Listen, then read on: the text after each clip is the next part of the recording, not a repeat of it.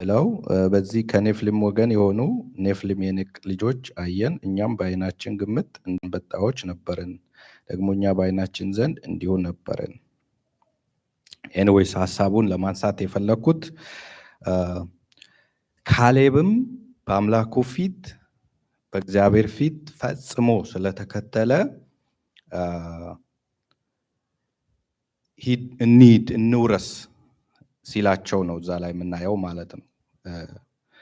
ሀሳቡን ለማምጣት የፈለኩት ፈጽሞ ሀሳብ በመደገፍ እና 14 ነው 14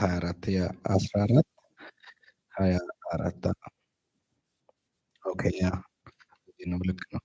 እግዚአብሔርም አለ እንደ ቃል ይቅር አሉ፣ ነገር ግን ሕያው ነኝና በእውነት የእግዚአብሔር ክብር ምድርን ሁሉ ይሞላል።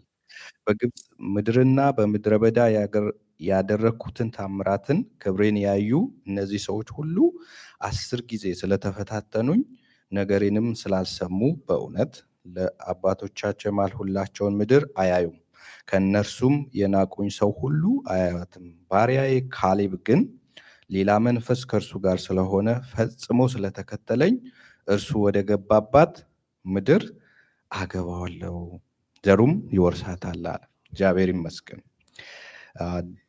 ካሌብ በዚህ ምን ይላል? ልዩ መንፈስ ስለነበረው ፈጽሞም ምን ስላለኝ ስለተከተለኝ የሰለላትን ምድር ምን አደርገዋለሁ አለ? አወርሰዋለሁ። ሃሌሉያ። እግዚአብሔር ፈጽሞ የተከተሉትን ማስወረስ ይችላል።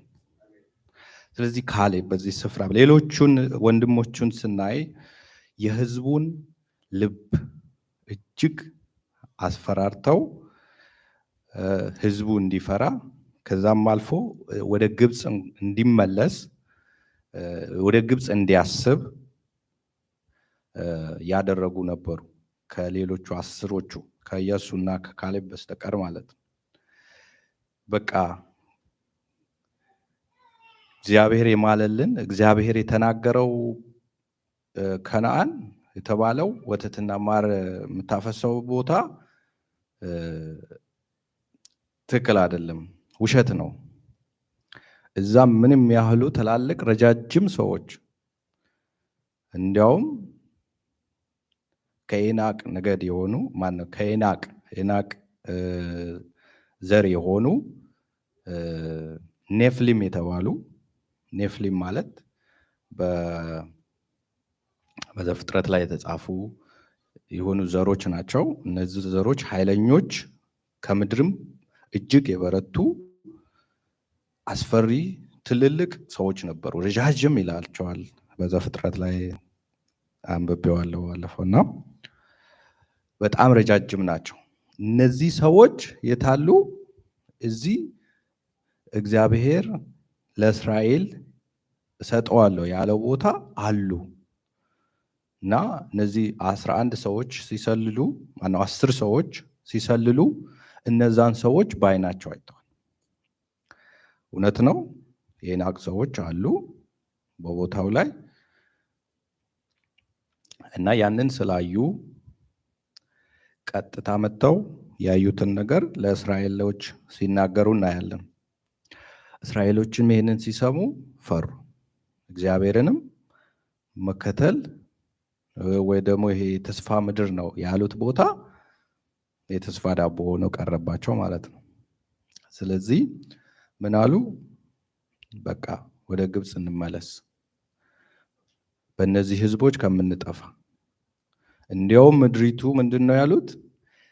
እንጀራ ማነው የምኖርባትን ሰዎች ምንድን ነው የሚበሉ የምትበላ ናት አይደል?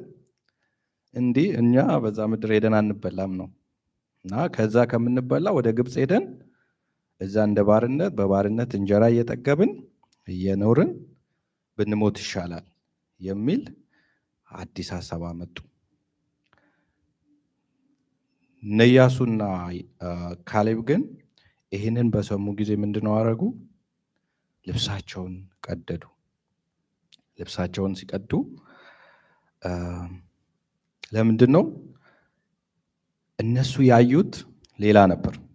የተመለከቱት ነገር እግዚአብሔር እነዚህን ሰዎች አልፎ እነዚህን ሰዎች እንዲያውም አለ እንደ እንጀራ ነው የሚሆኑት። እኛ ስንሄድባቸው እንደ እንጀራ እንበላቸዋለን ማለት ነው። የሚበሉት ተብለው የተናገሯቸውን እነዚህ ሰዎች ግን ሁለቱ ኢያሱና ካሌብ ግን እነሱን ምን አደረጓቸው? በቃ እንደ እንጀራ ናቸው። ሃሌሉያ! እግዚአብሔርን ፈጽሞ የተከተለ ጠላቱን እንደ እንጀራ ነው የሚሆነው። ሃሌሉያ! እንዲሁ እንደ ከንቱ እንደ ቀላል ነው። በቃ ምንም እንዳልነበረ ነው የተናገሯቸው። በቃ ለምን ትሸበራላችሁ? ለምንስ ታዝናላችሁ? ሰዎቹ እንደ እንጀራ ናቸው፣ ቀላል ናቸው። ቆራርሶ መጣል ነው። ጌታ ይባረክ። ስለዚህ ኢያሱና ካሌብ በዚህ እንደዛ ያሉበት ምክንያት ምንድን ነው? ፈጽሞ አምላካቸውን የተከተሉ ናቸው። ፈጽሞ እግዚአብሔርን ስለተከተሉና ልዩ መንፈስ በውስጣቸው ስላለ ሲሰልሉ እግዚአብሔር የሰጠው ምድር እንዴት ያምራል፣ እንዴት ነው ውብ ነው። እግዚአብሔርን እያመሰገኑ የሰለሉ ናቸው። እነዛ ደግሞ እንዲህ ምንድን ነው በዚህ ምድር ያለው የሚያስፈራው ምንድን ነው እያሉ ነበር የሚሰልሉት ማለት ነው። ስለዚህ በልባቸው የሞላው የነዛ ሰዎች አስፈሪ ሁኔታ፣ የምድሪቷ ክፉ ነገር፣ የምድሪቷ ከባድነት እያዩ ነበር የገቡት ማለት የሰለሉት ማለት ነው። እነ ካሌብ እና ኢያሱ ግን በዛ መንፈስ አልነበረም። እግዚአብሔር ትላንትና ጠላቶቻችን እንዴት እንደበታተናቸው እናውቃለን። እግዚአብሔር አሞራውያንን፣ ኤናውያንን ወይም ሌሎችም ይሄ እስራኤልን ሲዋጉ የነበሩት በሙሴ ዘመን ሲመጣ አማሌቅም ጨምሮ እነዛ ሁሉ እንዴት እንዳሳለፋቸው ያውቃሉ። ስለዚህ እነዚህማ ቀላል ናቸው፣ እንደ እንጀራ ናቸው እያሉ እያመሰገኑ ይመለሳሉ። ተመለሱ ማለት ነው። እና በእነዚህ በሁለቱ ሰዎች በ10 ሰዎችና በኢያሱ መካከል በኢያሱና በካሌብ መካከል ያለው ልዩነት ፈጽሞ እግዚአብሔርን መከተልና እግዚአብሔርን ያለ መከተል ነው ትልቁ ነገር ማለት ነው። ስለዚህ ሁለቱ የእግዚአብሔርን ሐሳብ በደንብ ተረድተው በደንብ አውቀው እግዚአብሔርን እየተከተሉ ስለመጡ በነዛ ሰዎች በሚፈሩት ሰዎች በፈሩት በእስራኤላውያን ላይ አይዟችሁ እግዚአብሔር ከኛ ጋር ነው፣ እነዚህ ሰዎች ጋር ብንወጣ እነሱ እንደ እንጀራ ነው የሚሆኑ ብለው ሊነግሯቸው ሞከሩ። የሚያሳዝነው ግን በስፍራው እነዛ ሰዎች ይልቅ እነዚህን ለመውገር ተነሱ ማለት ነው። እና እግዚአብሔር ተቆጣ። ያው ያነሳነው ሐሳብ ነው። በቁጣው እጅግ ተነሳ። እነዚህ ሕዝቦች እስከ መቼ ነው የሚንቁኝ ብሎ ተናደደ። 10 ጊዜ አለ ከላይ አሁን እንዳነበብኩት 10 ጊዜ ተፈታተኑ። 10 ጊዜ እግዚአብሔር እንደተፈታተኑ ያው በክፍሉ ከዛ በፊት ባሉት ክፍሎች አይተናል ባለፈው ሳምንት እና እግዚአብሔርን በጣም አስቆጥተውታል። እዚህ ጋር ግን እግዚአብሔር በቃ አለ። ሙሴንም ተናገረው፣ እነዚህ ህዝቦች ሁሉ አጥፍቼ ለአንተ አዲስ ትልቅ ህዝብ እሰጥሃለሁ አለው። ያው በክፍሉ እንደዚሁ ሙሴ ሳይስማማ እግዚአብሔርን ሲለምን እናየዋለን። አንተ የምሕረት አምላክ ነህ፣ እነዚህን ሰዎች ማራቸው፣ ትላንትና እንደማርካቸው ይቅር በላቸው፣ እንዲያውም ከግብፅ አውጥቶ በምድረ በዳ አጠፋቸው ትባልና ስምን ይጠፋል። ይህ ከሚሆን እነዚህን ሰዎች ይቅር በላለው። እግዚአብሔርም ተመልሶ እግዚአብሔር ምሕረት እንዳደረገ ይናገራል በክፍሉ ላይ። እሺ ብሎ አሁን ያነበብኩት እንደ ቃል ይቅር እላለሁ አለ። ግን የማልኩላቸውን እነዚህ ህዝቦች የእግዚአብሔርን ከነዓንን አይወርሱም ብሎ ወሰነ እግዚአብሔር። ስለዚህ ከዛ በኋላ የሆነው ነገር ነው። እግዚአብሔር ያው እነዚህ ሰዎችን በሙሉ ገደለ፣ ቀሰፋቸው። እነዛ አስሮቹም ቀሰፋቸው፣ ሌሎቹም ሞቱ። አዲስ ትውልድ ያው ወደ ከነዓን እንደገቡ ታሪኩ ይናገራል ማለት ነው። ስለዚህ አንደኛው ሐሳብ ጌታን መከተል እንዴት ለሚለው አንደኛው ፈጽሞ ነው። ፈጽሞ መከተል እግዚአብሔር እንዴት ፈጽሞ መከተል እግዚአብሔር አንደኛው መንገድ ነው ማለት ነውና ሁለተኛው ያየነው ያው እግዚአብሔር በፍጹም ልብ በእግዚአብሔር ፊት ቅን ነገር በማድረግ የሚለውን ሐሳብ አይተናል። በእግዚአብሔር ፊት ቅን ነገር ስለ እዩ አንስተን እዩ እንዴት አድርጎ በእግዚአብሔር ፊት ቅን ነገር እንዳደረገ ጥቂት ብለናል። በዛ ላይ ጥቂት ለማለት ያህል እዩ የተባለው የእስራኤል ንጉሥ አካብ በተነሳ ጊዜ የነበረ እግዚአብሔር በኤልያስ በኩል የቀባው ነብይ ነው፣ የቀባው ንጉሥ ነው። ከአካብ ቀጥሎ እንዲነግስ ተብሎ አካብ በይሁዳ ላይ በይሁዳ በላይኛው ክፍል በሰሜን እንዲነግስ ነግሶ ነበር። እዩ ደግሞ በቤተልሔም አካባቢ በዚህ በሳውዝ በኩል ባለው ማለት ነው ነግሶ ነበር። ሁለት ነው የተከፋፈሉ ነበር እስራኤልና ይሁዳ ነገድ። ያ የሆነው ምክንያት ሰለሞን አንድ ጊዜ ያው ሰለሞን ከዳዊት ቀጥሎ የመጣ ንጉሥ ነበረ። በእግዚአብሔር ፊት እግዚአብሔርን ሲያሳዝን አንድ ትውልድ አስቀርቶ ለሌላውን ከዳዊት ቤት ጠርጎ እንዳወጣ ነው። መንግስቱን ለሌላ እንሰጣለሁ እንዳለ እግዚአብሔር ለዳዊት ሲል ግን አንድ ቤት ኪፕ እንዳረገ፣ ያም ደግሞ የይሁዳ ነገድ ነበረ። በይሁዳ ላይ ደግሞ የአካብ የተባለው ንጉሥ ነግሶ ነበረ። በታችኛው ደግሞ ይሄ ማነው እዩ የተባለው እግዚአብሔር ያስነሳው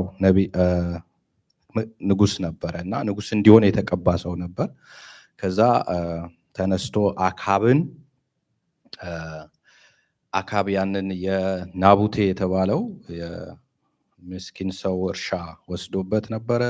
ያንን በኤልዛቤል በኩል ነበረ የወሰደው አካብ።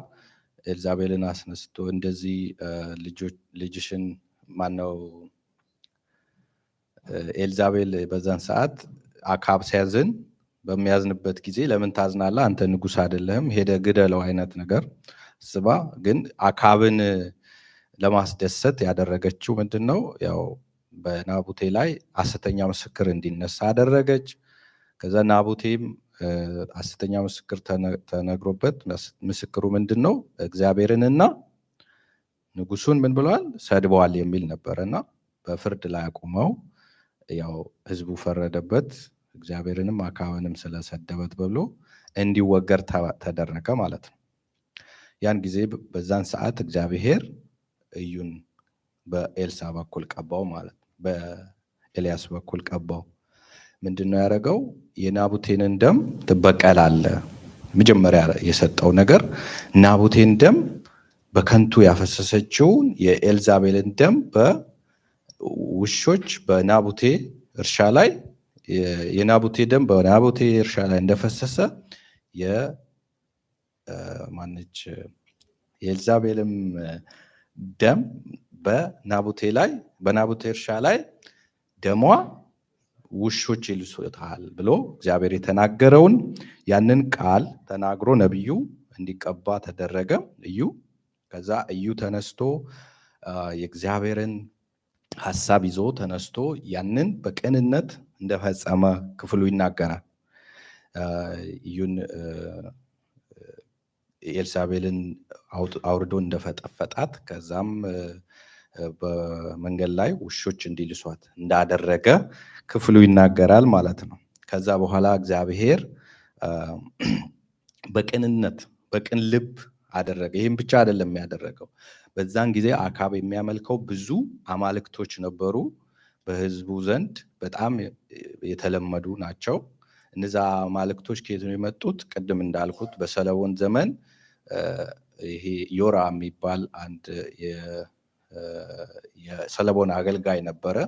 እሱ ሰለሞን ለእግዚአብሔር ባልታዘዘ ጊዜ እግዚአብሔር አስነሳውና ቅድም ያልኳችሁ ይሁዳን አስቀርቶ ሌላውን ሁሉ ከሰለሞን መንግስት ላይ እንዲወሰድ አደረገ ማለት ነው። ኢዮራም ነገሰ በዛ ሰዓት። ከዛ በኋላ ኢዮራም በደቡቡ ሲነግስ፣ በሰሜኑ ደግሞ የሰለሞን ልጅ አይ ቲንክ ዮናዳብ ኦር ሰምባዲ ይመስላል የሰለሞን ልጅ አንደኛው ልጅ ነገሰ። ስለዚህ በዛን ሰዓት ይሄ አካብ የሚያመልከው አሁን ያልኩት የሚያመልካቸው ነገስታት ሁሉ ማነው አማልክቶች ሁሉ ይሄ ዮራም የተባለው ሰው መጀመሪያ ጊዜ እስራኤልን ከይሁዳ ወደ ምንድነው ከዚህ ከሰሜኑ ከኢየሩሳሌምና ከቤተልሔምና ከኢየሩሳሌም ወደ ይሁዳ እንዳይሄዱበት ምን አደረገ? እዛ መስገጃ አለ። ያ መስገጃው ቦታ እንዳይሄዱ እነዚህን ሰዎች ምን አደረገ? መስገጃ ሰራላቸው። አንድ በቤተልሔም አንድ በኢየሩሳሌም ሰራላቸው። ያ የሰራላቸው የእግዚአብሔር መንግስት የእግዚአብሔር መስገጃ አይደለም፣ ለጣዖት እንዲሰግዱ ወርቅ ሰራላቸው። ከዛ እዛ ቦታ ላይ ህዝቡ ማምለክ ጀመረ። ስለዚህ ያ ተለምዶ እስከ አካብ ዘመን ድረስ፣ አካብ በይሁዳ ዘመን የነገሰ ነው፣ በይሁዳ መንግስት ላይ የነገሰ ነው። ሁሉም ያንን ይዘው እስከዛ ድረስ ቆይተዋል ማለት ነው። እና በዛ የተነሳ እዩት እነዚህንም አብሮ ምን አደረገ? ሰበሰባቸው። ኑ ግብዣ ያደርግላቸዋለሁ ምናምን ብሎ ሰብስቧቸው ሁላቸውንም ከቤት ሳይወጡ ሁላቸውንም አጠፋ ማለት ነው።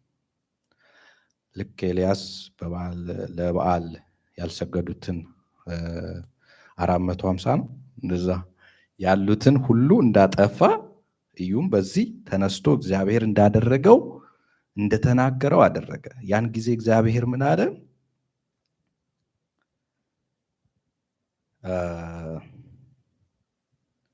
ምን አደረገ? በቅን ልብ በእግዚአብሔር ፊት ቅን ነገር ስላደረገ እነዚህን ሁሉ ስላጠፋ ኤልዛቤልም ስለፈጠፈጠ እግዚአብሔር ምን አደረገው? ለ4 ትውልድ የሚሆን ዘመን ሰጠው። ማለት አራት መንግስት ሰጠው ማለት ነው። 4 ተከታታይ መንግስት ልጆቹንም አብሮ ከዛ የመጀመሪያው ልጅ ከዛ ቀጥሎ እያለ ወደ 4 ትውልድ የሚሆን የልጅ ልጁን መንግስቱን እንዲሆን አደረገለን ማለት ነው። ስለዚህ አንዱ በእግዚአብሔር ፊት መመላለስ፣ በእግዚአብሔር ፊት ቅን ነገር በማድረግ መመላለስ እግዚአብሔር የሚያደርገውን ነገር ነው። ስለዚህ ይሄ አንድ ሀሳብ ነው የተነሳው። ባለፈው ሌሎቹም አሉ አንስተናል። ከዛ መጨረሻ ያነሳ ነው መስቀሉን ይዘን መከተል፣ እግዚአብሔር መስቀሉን ይዘን እንዴት መከተል እንዳለብን አይተናል። እና የሚከተለኝ ቢኖር መስቀሌንም ይዞ ይከተለኝ ያለው በማቴዎስ 10:36 ቁጥር 39 ላይ ያለውን ክፍል አይተናል። ክብር ለጌታ ይሁን።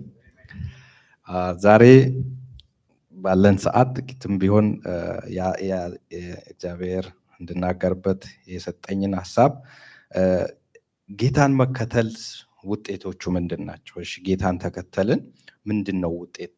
ከዛስ? ሃሌሉያ እግዚአብሔር ይባርክ። ጌታን መከተል ያተርፋል አይደል? ሁላችንም አትርፈናል። እስኪ ያላተረፈ አለ? የለም፣ ሁላችንም አትርፈናል። እግዚአብሔር ይመስገን። በህይወት በኑሮ በሁሉ ነገር እግዚአብሔር ይባረክ። እግዚአብሔር ይመስገን። ስለዚህ ጌታን መከተል ቅድም ያነሳሁት ሐሳብ ፈጽሞ ስንከተለው እግዚአብሔር ለኛ መልካም ነገር ያደርጋል። ሃሌሉያ! እግዚአብሔር ፈጽሞ እንድንከተለው ይፈልጋል። ላይ በላይ አይደለም፣ ወይ ደግሞ አልፍ አልፍ እያለን አይደለም፣ ወይ ሲመቸን ሲደላን ሲከፋን ደስ ሲለን ሳይሆን ሁል ጊዜ ቢሞላም ባይሞላም። እውነት ነው። ሰው ብዙ ነገር ቢል፣ የሰው ሐሳብ ሁሉ ቢሸበር፣ ሰው ሁሉ ቢፈራ፣ ከሚያየው ነገር ከሚመጣው ነገር ቢፈራ እንኳን ፈጽሞ መከተል እግዚአብሔር ይፈልጋል። ሃሌሉያ! ብዙ የሚወራ ነገር በዙሪያችን ሊኖር ይችላል። ጊዜው አስፈሪ ነው፣ ሁኔታው አስፈሪ ነው፣ የሚመጣው ያስፈራል፣ የሚሄደው ያስፈራል ይላል። አሁን የሚሆነው በቃ ከትን ሚዲያው ሁሉ የሚያወራው ሁሉ የሚያስፈራ ነው። ግን እግዚአብሔርን ፈጽሞ መከተል ሃሌሉያ! በዛ ላይ ምንም የሚያቆም ነገር አይኖርም። ሁሉ ነገር እንደ እንጀራ ይሆናል ማለት ነው። ከዛ የሚያስፈራ የሚመስለው ነገር ተራ ነገር ይሆናል ወደ እግዚአብሔር ሲቀርብ። ስለዚህ አንደኛው ሐሳብ እግዚአብሔር የመከተሉ ዋና ሐሳብ ውጤት አንደኛው የርስትም ወራሽ እንሆናለን። ሃሌሉያ! እግዚአብሔር በክፍሉ አሁን ያየነው ለካሌብ በኢያሱ ምዕራፍ 14 ቁጥር 6 ላይ ምዕራፍ 14 አነበዋለሁ እሱን ክፍል። ክብር ለጌታ ይሁን።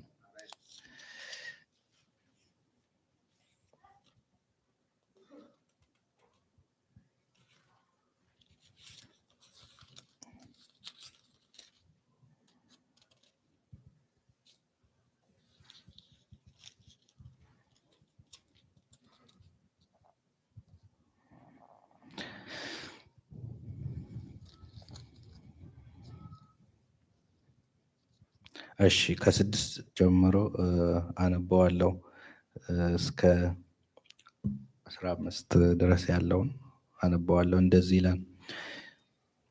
የይሁዳ ልጆች በጌልጌላ ወደ ኢያሱ ቀረቡ። ቄኔዛዊውም ዮፎኒ ልጅ ካሌብ አለው፣ ለአምላክ ሰው ለሙሴ ስለ እኔና ስለ አንተ እግዚአብሔር በቃዴስ በርኔስ የተናገረውን ነገር ታውቃለህ። እግዚአብሔር ባሪያዬ ሙሴ ምድርን እሰልል ዘንድ የእግዚአብሔር ባሪያ ሙሴ ምድርን እሰልል ዘንድ ከቃዴስ በርኔስ በላከኝ ጊዜ እኔ የ40 ዓመት ሰው ነበርኩ። እኔም በልቤ የነበረውን ቃል መለስሁለት። ከእኔ ጋር የወጡ ወንድሞቼ ግን የሕዝቡን ልብ አቀለጡ። እኔ ግን አምላኬን እግዚአብሔር ፈጽሜ ተከተልኩ። ሙሴም በዚያ ቀን አምላኬን እግዚአብሔርን ፈጽመህ ተከትለሃልና ምን አለው? ሙሴም በዚያ ቀን አምላኬን እግዚአብሔርን ፈጽመህ ተከትለሃልና እግርህ የረገጠውን ምድር ላንተና ለልጅህ ለዘላለም በእርግጥ ርስት ይሆናል ብሎ ማለ። ሃሌሉያ! ስለዚህ አሁንም እነሆ እግዚአብሔር ለሙሴ ይህን ቃል ከተናገረ በኋላ እስራኤል በምድረ በዳ ሲዞሩ እርሱ እንደተናገረኝ እግዚአብሔር እነዚህን 45 ዓመት በሕይወት አኖረኝ። አሁንም እነሆ ለእኔ ዛሬ 85 ዓመት ሆነኝ። ሙሴም በላከኝ ጊዜ እንደነበሩ ዛሬ ጉልበታም ነኝ። ጉልበቴም በዚያ ጊዜ እንደነበረ እንዲሁ ዛሬ ለመዋጋት ለመውጣትም ለመግባትም ጉልበቴ ያው ነው። አሁንም እንግዲህ በዚያን ቀን እግዚአብሔር የተናገረውን ይህን ተራራማ ሀገር ስጠኝ። አንተ በዚያ ቀን ኤናቃውያንና ታላላቆችና የተመሸጉ ከተሞችም በዚያ እንዳሉ ሰምተህ ነበር።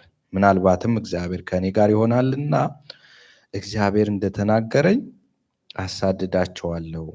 ኢያሱን ባረከው፣ ለዮፎኒ ልጅ ለካሌብ ኬብሮንን ርስት አድርጎ ሰጠው። ሃሌሉያ! ይኸው ነው የፈጽሞ እግዚአብሔርን የመከተል ውጤቱ። አንደኛው ርስትን መቀበል ነው።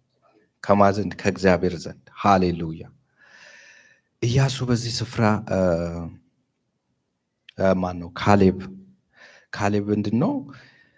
አምላኩን በፍጹም ልቡ ፍጹም በሆነ አካሄድ ስለተከተለው እግዚአብሔር በሙሴ በኩል ተናግሮት ነበረ። ምንድነው? የሰለልከውን ምድር ኬብሮንን ለአንተ አሳልፌ እሰጣለሁ፣ ወይ ደግሞ አንተ ርስት አድርጌ እሰጥሃለሁ። ኬብሮን ማለት ከግብፅ ቀደም ብሎ የተቆረቆረ፣ ባለፈው እንደተናገርኩት ከግብፅ ቀደም ብሎ የተቆረቆረ ከተማ ነበረች እና በጣም የምታምር ውብ ነች። እናም ደግሞ የተሰራ ከተማ ነው፣ ድጋሚ የሚሰራም አይደለም። ግን እንዳልኩት ቅድም ኃይለኛ ሰዎችም በዛ ስፍራ አሉ። ከተማቸው እጅግ የተመሸገ ከተማ ነው። ብዙ ተራራማም ቢሆን ብዙ ሀብት ብዙ ንብረት ያለበት ስፍራ ነው እና ይህንን ስፍራ መውረስ ከባድ ቢመስልም ለእኔ ግን ስጠኝ አለ። እንዲያውም አለ እኔ ከዚህ በፊት ሽማግሌ ብመስልህ አሁንም 40 ዓመት በፊት እስራኤል ከግብፅ ምድር ወጥቶ ምድረ በዳን ተጉዞ ከዛ በኋላ በኢያሱ ዘመን ያው ከነዓን እንደወረሰ ኢያሪኮን ዞሮ ምን ብሎ ከነዓንን ወርሶ ከዛ በኋላ ነው እንግዲህ ይህንን የሚናገረው ማለት ነው። ያ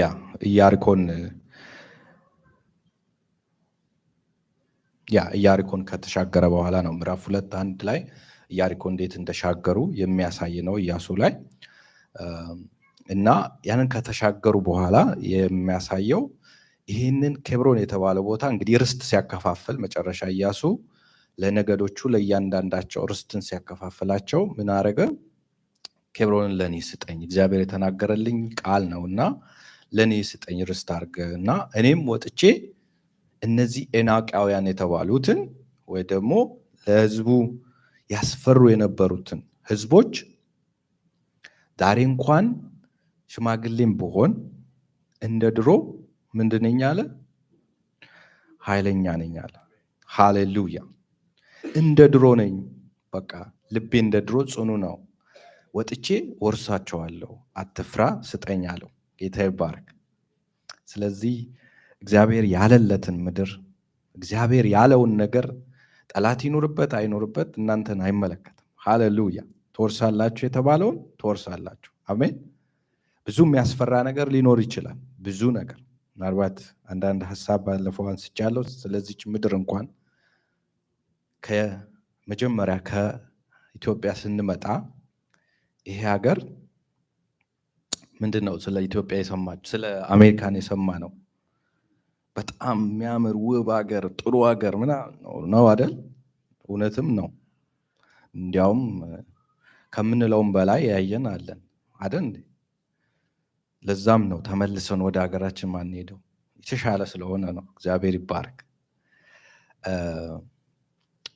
እንዲያውም ማርና ወተት የምታፈሰው አሜሪካ ነች እል ነበር እኔ እንጂ እስራኤል እኔ አላየኋትም። በእርግጥ ግን ማርና ወተት የሚያፈሰው ሀገር ይሄ ነው እና እስራኤል አሜን። ከኢትዮጵያ ስንመጣ እዚች ምድር በጣም የተባረከች የተወደደች ሀገር ነች። ብዙ ሰው የሚያያት የሚፈልጋት ሀገር ነች። ብዙ የሚመኘው ሰው አለ። ግን ደግሞ አንዳንድ ወሬም ትሰማላችሁ፣ እንሰማለን አይደል? አገሪቷ በጣም ያስፈራል፣ ሲስተሟ ያስፈራል።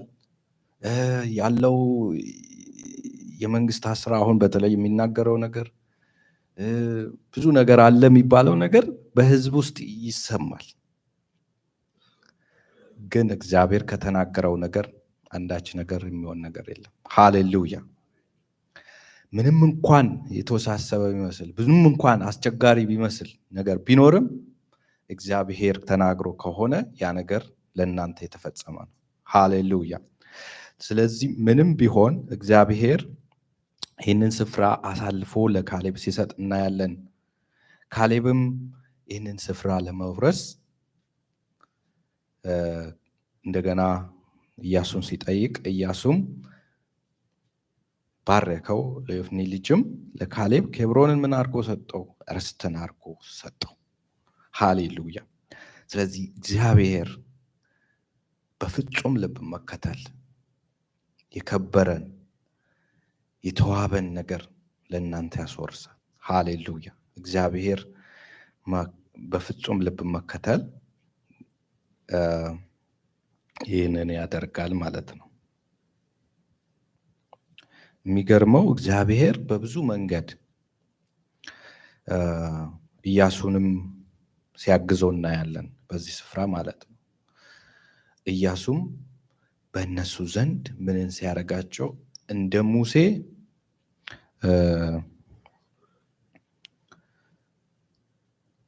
እንደ ሙሴ ሲያግዘው በሕዝቡ ፊት ሞገስን ሰጠው።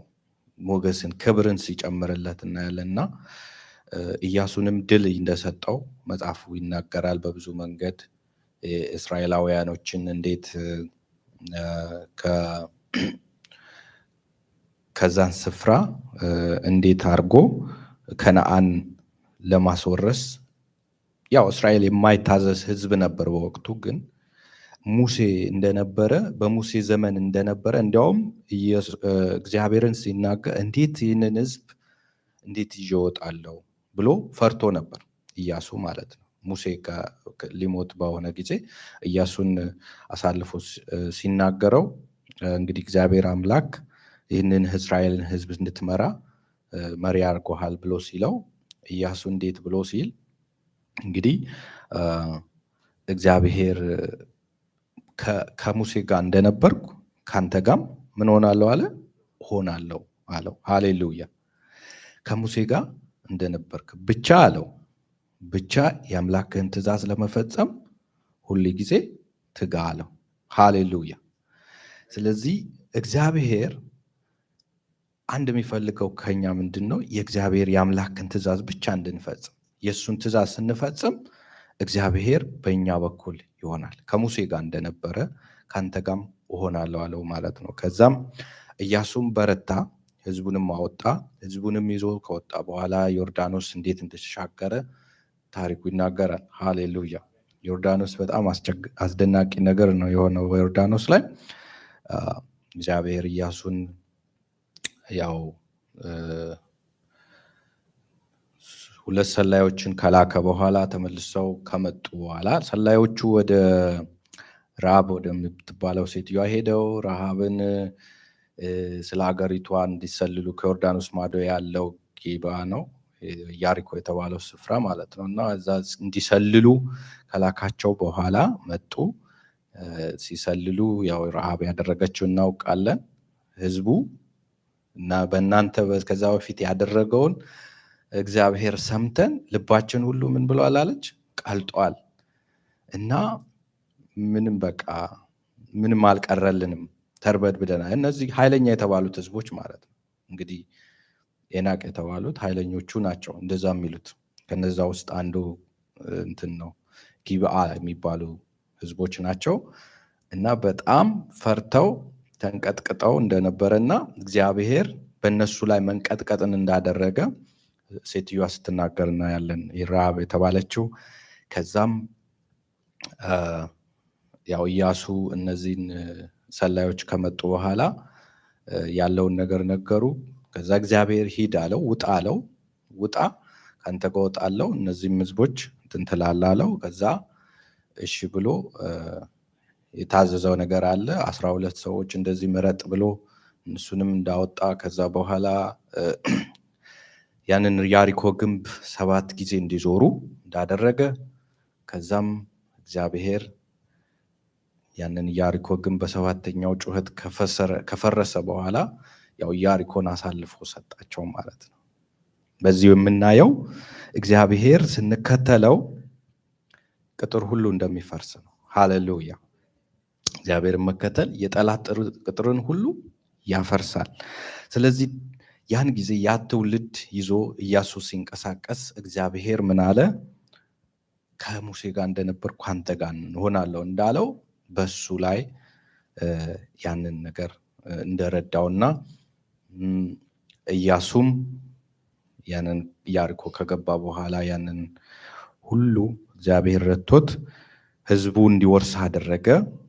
እግዚአብሔርም ያለ ልክ እግዚአብሔርም ምን አደረገው? በሕዝቡ ዘንድ ከፍ ከፍ አደረገው። ሃሌሉያ! እግዚአብሔር መከተል አንዳንዴ እግዚአብሔር ከፍ ከፍ ያደርገናል።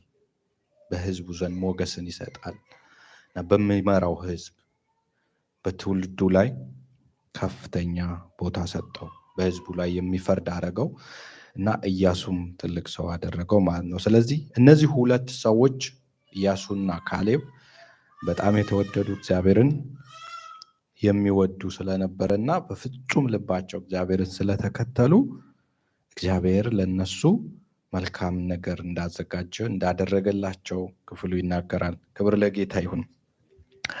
ሌላው ክፍል ያው አብርሃምን ነው የምናየው። አብርሃም የሚገርም እግዚአብሔር ሰው ነው። እሱ እግዚአብሔር ከዘር ከዘመዶች ውጣ ብሎ እግዚአብሔር ከተናገረው በኋላ ወደ ከነአን መጣ እሱ ማለት ነው። ከነአን ማለት ያው እስራኤላውያን በኋላ የገቡበት ነው። ከዛ በፊት ብዙ ዓመት ነው የሆነው። እንግዲህ አብርሃም ከምድር ከሰዎች ሁሉ ተለይቶ እንዲወጣ በተናገረው ጊዜ እግዚአብሔር ያን ጊዜ አብርሃም ታዞ ወጣ እና ዘርህንም እባርካለሁ እንዳለው እግዚአብሔር ሲባርከው የምናየው ክፍል አለ እና በዘፍጥረት 12:1 ላይ እግዚአብሔር አብርሃምን አለው ከሀገር ከዘመዶች ከአባት ቤት ተለይተው ውጣ፣ እኔም ወደማሳይ ቤት ውጣ፣ ታላቅ ሕዝብም ምን አደርግሃለሁ? አደርግሃለሁ፣ እባርክሃለሁ፣ የሚባርኩህንም እባርካለሁ፣ የሚረግሙህም እረግማለሁ፣ የምድሩ ነገሮች ሁሉ በአንተ ይባረካሉ አለው። ሃሌሉያ! እግዚአብሔር አብርሃምን ከነገዱ ውጣ ሲለው እግዚአብሔር ያየው ነገር ነበረ። የተናገረው የሆነ ነገር ሊያደርግ ነበረ። እሱም ምንድን ነው? እባርክሃለሁ፣ ታላቅ ሕዝብም አደርግሃለሁ፣ በአንተ አሕዛብ ምን ይባላሉ? ይባረካሉ፣ የሚባርኩን ሁሉ እባርካለሁ ስላለው እግዚአብሔር አብርሃምን እንደባረከ በሌሎቹ ክፍሎች እናውቃለን። ከዛ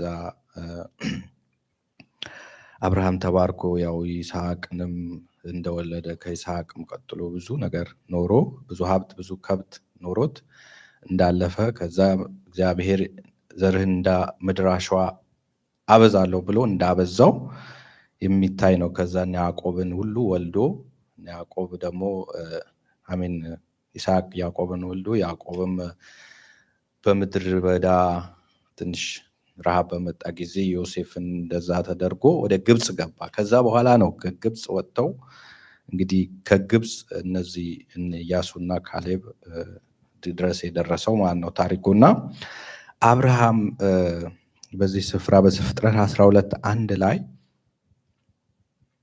የሚረግሙህን እረግምሃለሁ የሚባርኩህን እባርካለሁ ሲል በእውነት እግዚአብሔር የተናገረው ነገር እውነት ነው ብለን ስናይ እውነት ነው። የሚባርኩትን ይባርክ ነበር እግዚአብሔር፣ የሚረግሙትንም ይረግም ነበር። በለዓም የተባለ አንድ ሰው እነዚህ እስራኤላውያን በሚጓዙ ጊዜ ሊረግማቸው እንደመጣና ይህም በለዓም የተባለው ወይም ባላቅ የተባለው ንጉሥ በለዓምን ለማስረገም እስራኤላውያን ሁሉ እንዲረግም ተናግሮ ነበር ማለት ፈልጎት በዛን ሰዓት የእግዚአብሔር ሰው ነው፣ መርገም ይችል ነበረ በለዓም። ነገር ግን እንዳይረግም እግዚአብሔር ከለከለው። ሃሌሉያ! ስለዚህ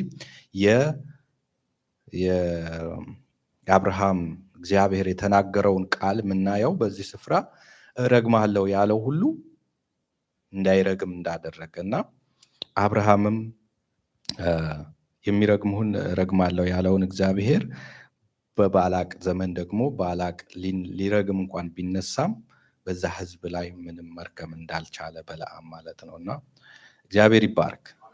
በእውነት እግዚአብሔር ለኛ ከተናገረው ነገር አንዳች ነገር አይቀርም።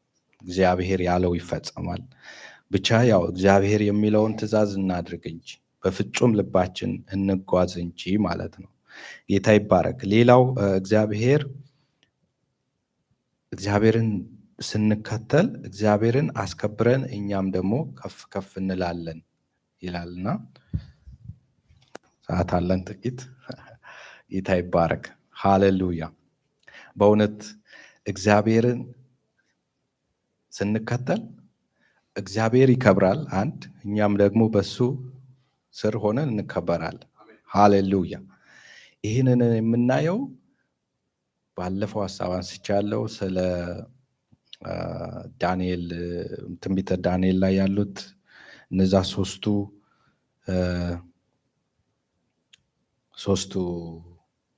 ሲራቅ፣ ሚስራቅ እና አብደናጎም የሚባሉት እግዚአብሔር ሰዎች በዛን ስፍራ ናቡከደነፆር ተነስቶ ምን እንዳደረገ ለንጉሱ ለሱ የሚሆን ትልቅ ሐውልት ነገር ወይ ደግሞ የሚሰግዱለት ነገር አቁመና ለዚህ ሁሉ እንድትሰግዱ ይሄንን እኔ ላቆምኩት ምስል ስገዱ በሚል ጊዜ እነዚህ ሰዎች ኖ አንሰግድም ብለው እንደቆሙና በንጉሱ ፊትም ያንን ነገር በመናገራቸው ንጉሱም አሳልፈው በእሳት ውስጥ እንደጣላቸው ከዛም በእሳት ውስጥ ጌታ ኢየሱስ ከነሱ ጋር አብሮ በእሳት ውስጥ እንዴት እንዳወጣቸው እናያለን። ያን ደግሞ አስደናቂ የሚያደርገው ባነበው ደስ ይለኛል። ትንቢተ ዳንኤል 3:28-30 ላይ ናቡከደነፆር መልአኩን የላከ ከአምላካቸውም በቀር ማንም አምላክ እንዳያመልኩ ለእርሱም እንዳይሰግዱ ሰውነታቸው አሳልፈው የሰጡትን የንጉሱን ባሪያዎች ያዳነ የሲድራቅ የሚሳቅ የአብደናጎም አምላክ ምን ይበል ይባረካል። እኔም እንደዚህ የሚያድን አምላክ የለም። በሲድራቅና በሚስራቅ አብደናጎም አምላክ ላይ የስድብን ነገር የሚናገር ወገን ሕዝብ በልዩ ልዩ ቋንቋ የሚናገሩ ይቆረጣሉ፣ ቤታቸውም የጉድፍ መጣያ ይደረጋል ብዬ አዝዣለሁ። የዛን ጊዜም ሲድራቅና ሚሳቅም በባቢሎን አውራጃ ውስጥ ምን አደረጋቸው? ከፍ ከፍ አደረጋቸው አለ። ክብር ለጌታ ይሁን። እነዚህ ሰዎች እምቢ አሉ። በቃ ለባኦል ወይ ደግሞ ለዚህ ለአብደናጎም ነው ማነው ለናቡከደነፆር ለሚባለው ንጉስ ላቆመው ምስል አንሰግድም አሉ። ሃሌሉያ። አንዳንዴ አዋጅ ሊመጣ ይችላል። በሁኔታ በምናመልከው ነገር ሊሆን ይችላል። እግዚአብሔርን ስንከተል እግዚአብሔርን ስናምን ብዙ አዋጆች ወጥተዋል ከዚህ በፊት ዳይሬክትም ይሁን ኢንዳይሬክት ማለት ነው። መንግስት የሚያወጣቸው የተለያዩ አዋጆች አሉ። ግን እግዚአብሔርን ስንከተል ያንን ሁሉ እየተቃወምን ነው። ሃሌሉያ። በአካል እንደዚህ በማለት ሳይሆን በተግባር እግዚአብሔርን በመምሰል ለእግዚአብሔር የሚገባውን ለእግዚአብሔር በመስጠት ሃሌሉያ። እነዚህ ሰዎች ለንጉስ የቀረበው ስግደት ማነው? ለእግዚአብሔር የሚገባውን ስግደት ንጉስ ለሰራው ሰው በእጁ ለሰራው ምስል አንሰጥም በማለት ራሳቸውን ምን አረጉ? እምቢ አሉ። ሃሌሉያ። አንዳንዴ እምቢ የምንለበት መንፈስ እግዚአብሔር ይስጠን። እምቢ ካላልን ነገሮች ትክክል አይሄዱም። ሃሌሉያ። እምቢ የሚል ህይወት አንዳንዴ ያስፈልጋል እና ስለዚህ እነዚህ ሰዎች ተነስተው እምቢ በሚሉ ጊዜ እንዴ የንጉስ አዋጅ ነው፣ እንዴት ነው እንደዛ የምትሉት? ስለዚህ የንጉስ አዋጅ ስለሆነ ደግሞ ይፈጸማል። ይህን ያላደረገ ሁሉ ምን ይደረጋል? በእሳት ባህር ውስጥ ይጣላል ተባለ። ፍርዱ ፍርድ ነው፣ የንጉስ ፍርድ ነው፣ የሚፈጸም ዘንድ ግድ ነውና ስለዚህ በእነዚህ ሶስት ሰዎች ላይ ትእዛዙ ተላለፈ ማለት ነው። ስለዚህ ትእዛዙ ተላለፈና ግን ያሉት ነገር የሚገርመው ምን አሉ? ባያድነንም ቢያድነንም ሃሌሉያ እኛ ያድነናል፣ እንዲህ ያደርገናል፣ ዛሬ ወይ ነገ እንዲህ ያደርጋል ብለን አይደለም። በቃ እግዚአብሔር ነው። ስግደት የማይገባውን ስግደት አንሰጥም። ባያድነንም በዚህ ሰዓት እንኳን ብንቃጠል ለዚህ ላቆምከው ምስል አንሰግድም። ሃሌሉያ። አንዳንዴ ልንሞት ልንታሰር እንችላለን። እንደዚህ የጨከነ ህይወት ካሌለን ወደኋላ ልንል እንችላለን። ግን በነገር ሁሉ እንደዛ ጨክነን በቃ ባያድነንም እግዚአብሔር ስላዳነ ብቻ አይደለም የምንከተለው አይደል? ሳያድነንም በቃ እና እነዚህም ሰዎች ያንን በማድረጋቸው ግን እግዚአብሔር ደግሞ አዳናቸው። ሃሌሉያ። ስለዚህ የሆነው ነገር እናውቃለን። እግዚአብሔር እነሱን አዳነ። ጌታ ኢየሱስ መጥቶ አብሯቸው በእሳት ውስጥ ሳይቃጠሉ እነዛ ወጥተው ወጥታችኋልን አለ። አዎ የእግዚአብሔር ባሪያዎች ወጥታችኋል ወይ ብሎ ንጉሱ ተናገራቸው። ያው ወጥተናል ብለው ተናገሩ። እነሱም ያንን በሆነ ጊዜ ንጉሱም ሌላ አዋጅ አስነገረ። ሃሌሉያ። አዋጁ ምን ሆነ?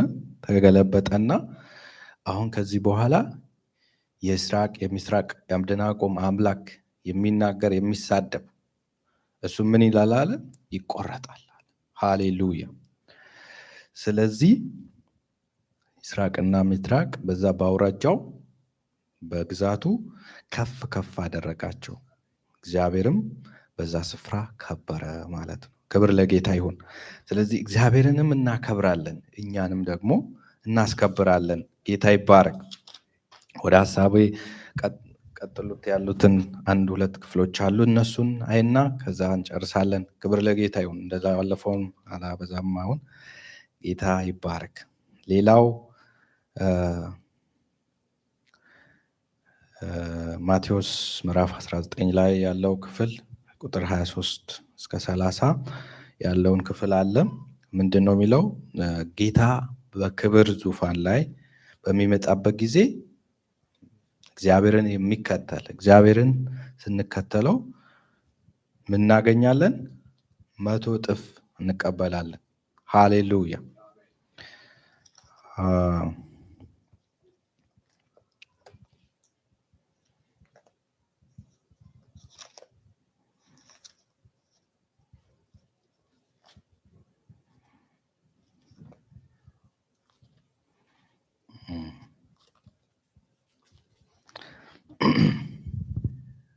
ማቴዎስ 19 ቁጥር 23 እንደዚህ ይላል። በኢየሱስም አነባዋለሁ። እንደዚህ ይላል። በዚያን ጊዜ ጴጥሮስ መልሶ እነሆ እኛ ሁሉን ትተን ተከተልን፣ እንኪያስ ምን እናገኝ ይሆን አለው። ኢየሱስም እንዲህ አላቸው፣ እውነት እውነት እላችኋለሁ እናንተስ የተከተላችሁኝ በዳግመኛ ልደት የሰው ልጅ በክብሩ ዙፋን በሚቀመጥበት ጊዜ እናንተ ደግሞ በ12ቱ የእስራኤል ነገሥት ስትፈርዱ በ12ቱ ዙፋን ትቀመጣላችሁ። ስለ ስሜም ቤቶችን ወይም ወንድሞችን ወይም እህቶችን ወይም አባትን ወይም እናትን ወይም ሚስትን ወይም ልጆችን ወይም እርሻን የተወ ሁሉ 100 እጥፍ ይቀበላል ይላል። ሃሌሉያ። ከዛም ይቀበላል፣ የዘላለምንም ሕይወት ምን ይላል? ይወርሳል። ነገር ግን ብዙዎች ፊተኞች ኋለኞች ፊተኞች ይሆናሉ ይላልና ሐሳቡ ምንድን ነው? 100 እጥፍ እንቀበላለን። እግዚአብሔርን ስንከተል አንከስርም ወገኖች። እንከስራለን? የከሰረ ሰው አለ? የለም። ይልቅ 100 እጥፍ እንቀበላለን ይላል። እነዚህ ጴጥሮስና ዮሐንስ በቃ ሁሉን ትተን ተከተልን። ምንም ያተረፍነው ያስቀረነው ነገር የለም። ልጅ የለን፣ ትዳር የለን፣ ህይወት የለን፣ ግን አንተን ብቻ ተከተልን አለው። አንተን ብቻ ተከተልን። በቃ ምን የቀረ ነገር አለ? ሐሳቡን ከላይ ታውቁታላችሁ። ያንን የሀብታም ሰውዬ ታሪክ ነው። ሁሉን ትተውና በቃ ያለህን ሁሉ ለድሃ ስጥና እኔን ተከተለኝ ሲለው እምቢ እንዳለ ወይ ደግሞ እንደከፋው ያሳያል ክፍሉና ስለዚህ ሁሉን ትተን ስንከተለው እግዚአብሔር ለኛ ምን አለው ወገኖቼ? የዘላለም ርስት አለው። ሃሌሉያ። የዘላለም ርስት ለኔና ለእናንተ የከበረ ነገር፣ ከዛ የሚበልጥ ነገር አለ? የለም። ስለዚህ ሁሉን ትተን ስንከተለው ጌታን ይሄ ብቻ አይደለም 100 እጥፍ እናተርፋለን። አሁን ጎደለብን ብለን የምናየው ነገር ጌታን በመከተላችን በእውነት ጎደለብን። ዛሬ ቢሌ መክፈል አልቻልኩም፣ በቃ ቸርች ስለሄድኩ ነው ወይ ደግሞ እንዲህ ስላገለገልኩ ነው ብለው አንዳንዴ የምናዝንባቸው ነገሮች ካሉ በእውነት እግዚአብሔር 100 እጥፍ ይከፍላል። ሃሌሉያ! እግዚአብሔር 100 እጥፍ ይከፍለናል። ይህም በከንቱ እግዚአብሔርን እንደማንከተል በከንቱ እንደማንወጣ እንደማንገባ ምስክር ነው። የማንንም ባለዕዳ አይደለም ማለት ጌታ ማንንም በእውነት እንዲከስር ማንም ሰው በፊቱ እንዲያዝን ማንም ሰው በቃ በከንቱ እንዲሆን አይደለም። ግን ለእኔና ለእናንተ የተዘጋጀ ትልቅ ርስት አለ። ሃሌሉያ! በዚህ ደስ ይለናል። አሜን። እግዚአብሔር ይመስገን። ሁሉም አላጎደለብንም። አሜን። ሁሉም ሞልቶልን ነው የምናገለግለው አይደል? እያንዳንዳችን በእውነት ይሄ ነው የምንለው ነገር እንኳን የለም። ለማገልገል እየሞከረች ነው፣ እያጀበችኝ ነው። ጌታ ይባረክ። እና ጌታን ከማገልገል ጋር ያለው ነገር እግዚአብሔርን ከመከተል ጋር ያለው ነገር ምን ኪሳራ የለው። ሃሌሉያ! ቅድም እንዳልኳችሁ እናተርፋለን እንጂ አንከስርም። ክብር ለጌታ ይሁን። ስለዚህ እነዚህ ወንድሞች እነ ዮሐንስ፣ እነ ማቴዎስ፣ ጴጥሮስ ኢየሱስን ሲከተሉ እኛስ ሁሉን ትተን ተከተልን። ግማሻቸው ያው እንዳያችሁት ጎበዞች ነበሩ፣ አሳ አጥማጆች ነበሩ። ግማሻቸው ገበሬዎች ነበሩ። ብዙ ሀብት ብዙ ንብረት ማፍራት ይችላሉ አይደል? በምድር ላይ እንደ ሰው አንዳንዴ እንዲያውም እንደ ሰው ሚስቶቻችን ይዘን መውጣት መግባት አንችልም ነበር እያሉ አንዳንድ ቦታ ይናገራሉ አይደል? ግን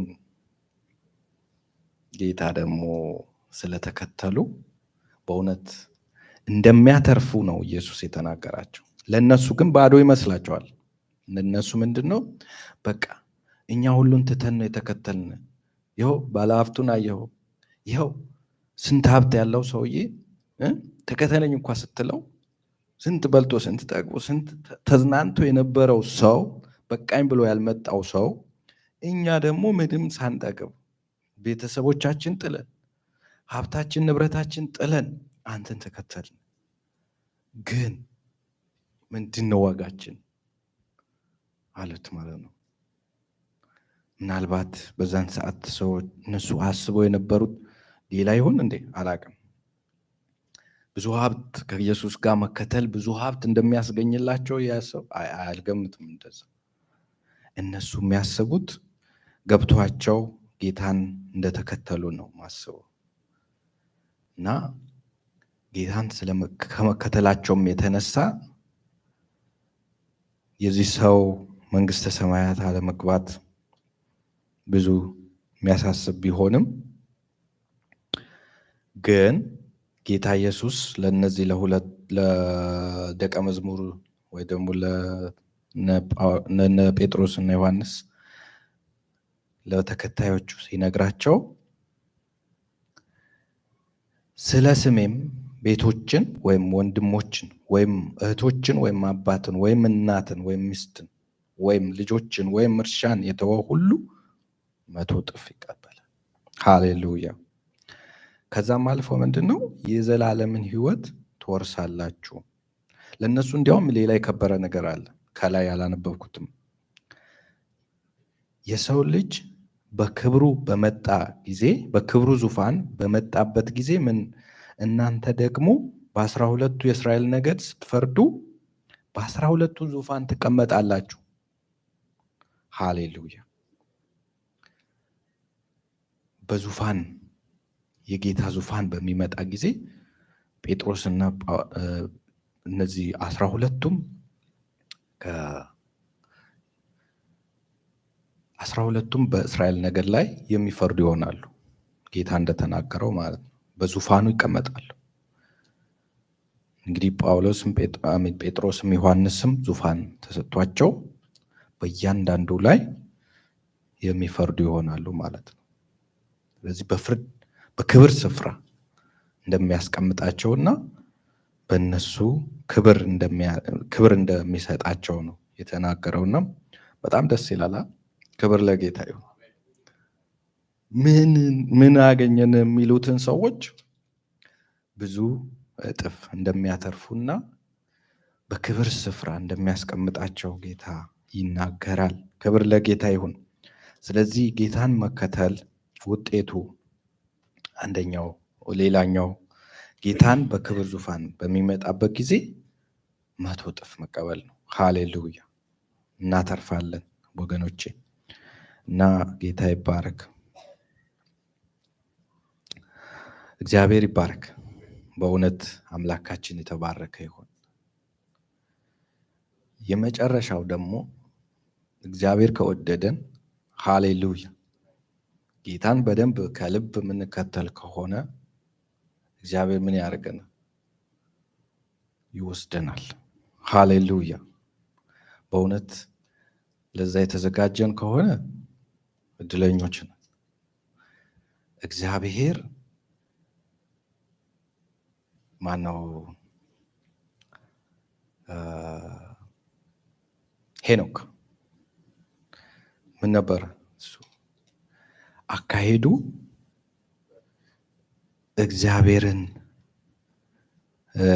አካሄዱ ከእግዚአብሔር ጋር ስላደረገ አልተገኘም።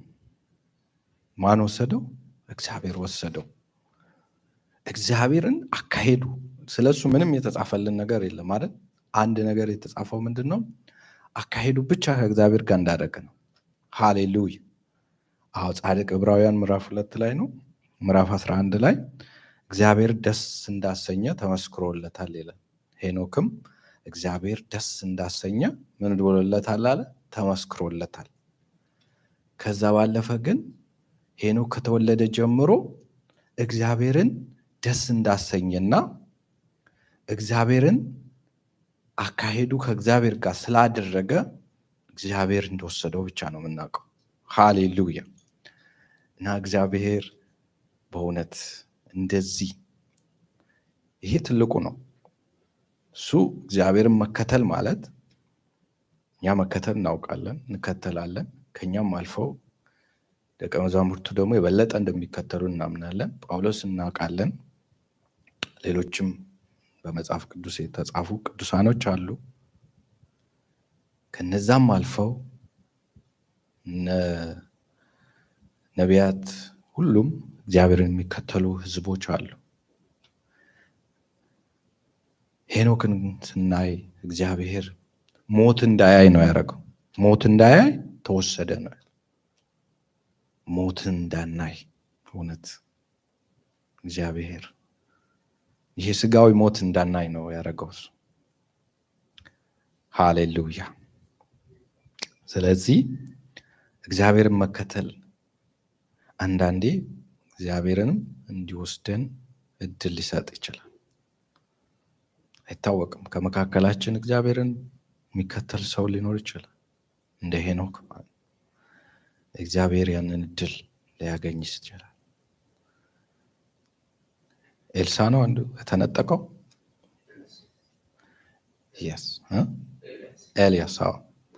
ኤልያስም ተመሳሳይ ነው። ዘመኑ ሁሉ እግዚአብሔርን ሲያገለግል በእግዚአብሔር ቤት፣ ኤልያስ ደግሞ ይገርም ነው። እግዚአብሔርን በቃ በበረሃ በምን ያ በአስቸጋሪ ህዝብ መካከል ሲልከው ብዙ ውጣ ውረድ ውስጥ ገብቶ እግዚአብሔር ነቢይ ሆኖ ራሱን በክብር ወደ እግዚአብሔር የሄደ ሰው ነው። ከባድ የሆነ ነቢይ ነበር አይደል? እሱ ነው 450ውን አሳርዶ ብዙ ነገር አድርጎ ያለፈው።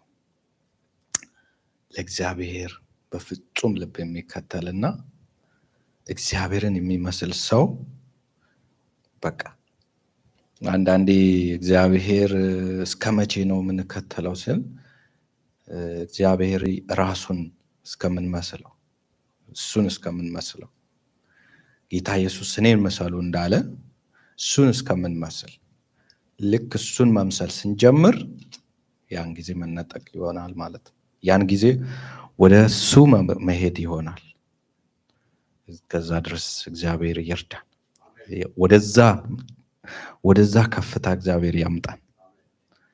ስለዚህ ጌታን መከተል በእውነት በህይወታችን በኑሯችን በእያንዳንዱ ነገራችን ስናደርገው አንከስርም።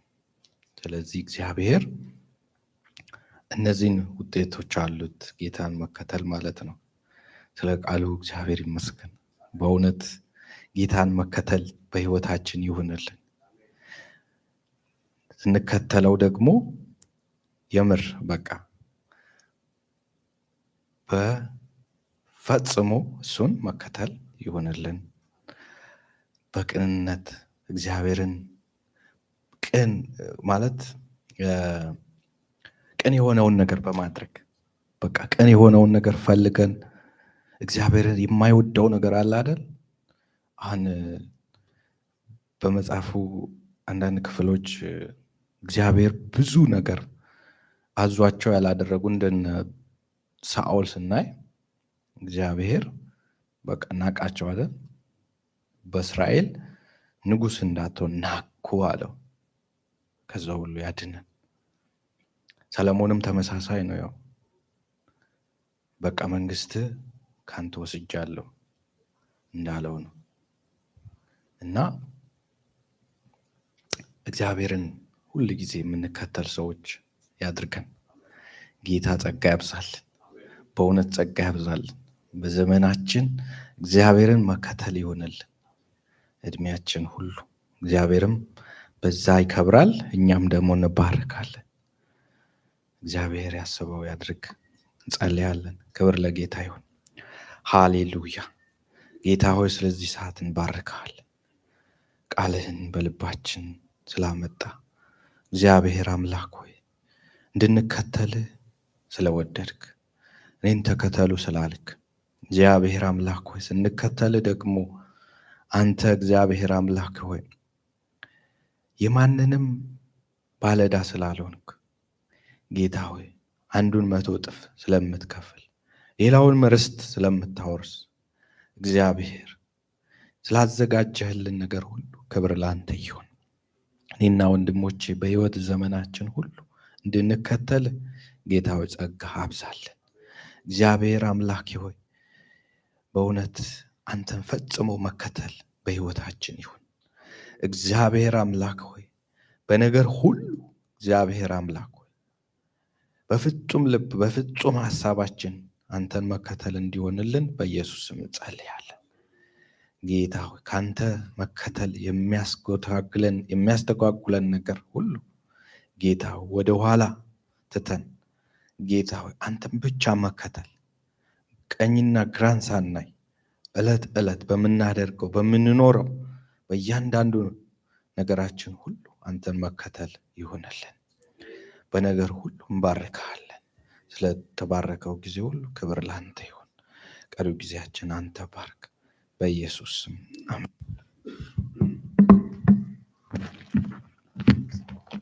ኢየሱስ ጌታ ነው። እስኪ እንነሳለን ሁላችንም። ክብር ለእግዚአብሔር ይሁን። ሃሌሉያ ሃሌሉያ። እግዚአብሔርን ፈጽመን መከተል፣ እግዚአብሔርን በመሰጠት መከተል እስከ ሞት ድረስ